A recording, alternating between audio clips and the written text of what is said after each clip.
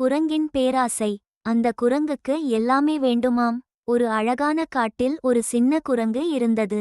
அதுக்கு பழங்கள் ரொம்ப பிடிக்கும்.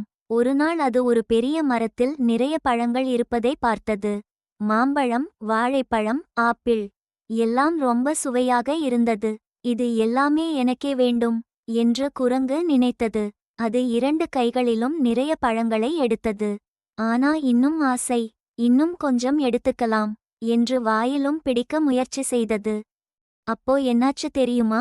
கையில் இருந்த பழங்கள் எல்லாம் கீழே விழுந்துவிட்டது. குரங்கு அதிர்ச்சி அடைந்தது. சாப்பிட முடியாம எல்லா பழங்களும் மண்ணில் விழுந்து கெட்டுப்போய்விட்டது. அப்போதுதான் அது புரிந்தது. நான் பேராசைப்பட்டதால்தான் இப்படி ஆனது என்று வருந்தியது.